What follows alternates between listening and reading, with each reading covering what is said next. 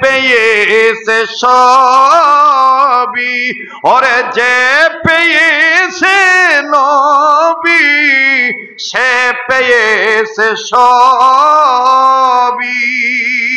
ঠিক কিনা? ওরে ওই নবীকে চিনিলে উম্মত রোজ হাসরে জান্নাতে যাবি।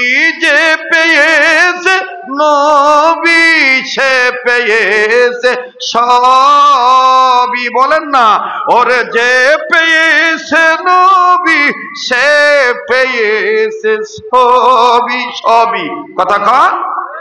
আর ওই ওরা কয়, দাদারা কয়, দাদারা বুঝেন তো, আউলা চুল জট চুল নিয়ে সালার চট গায়ে দিয়া দেখবেন হাটে বাজারে দোতারা বাইরায় আর ডাক দিয়ে কয়, দেখলে ছবি পাগল হবি, দেখলে ছবি। কথা কয়। কিন্তু আমাদের আধ্যাত্মিক রাহবাররা বলেছেন, ওরে যে পেয়েছে নবী সে পেয়েছে সবই। বলেন, ওরে যে পেয়েছে নবী সে পেয়েছে সবই। ঠিক কিনা? তাহলে আমরা নবীকে চাই কি চাই না? তাহলে নবীকে চাইলে সুন্নত মানতে হবে কি হবে না? তাহলে স্লোগান দিতে হবে, সুন্নত আছে যেখানে উম্মত আছে, সুন্নত আছে যেখানে, সুন্নত আছে যেখানে, নারে তাকবীর।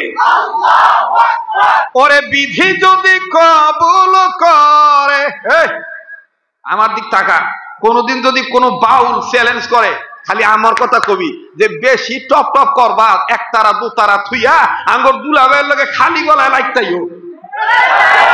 কথা কন, ঠিক আছে না? একতারা লাগে, ঢোল লাগে। আরে যেই কণ্ঠ দিয়ে আল্লাহর কালাম সুন্দর করে পড়া যায়, এই কণ্ঠে অন্য কোনো কিছুর মেশিনের সাহায্য লাগে না, আল্লাহর দয়াই যথেষ্ট। ওরে বিধি যদি কবুল করে, বিধি যদি কবুল করে, বলো না, ওরে বিধি যদি কবুল করে, সৃষ্টি হয়ে সৃষ্টিকে কি রুখিতে পারে? বিধি যদি কবুল করে, বিধি যদি কবুল করে। আল্লাহ আপনাদের সবাইকে কবুল করেন, হক পাবে। আবার বলেন আমি। তো আজানের চাইতে তো বালা জিনিস শুনাইলাম, আজান হুনানি লাগবো। হ্যাঁ, আচ্ছা দেখি পারি কিনা।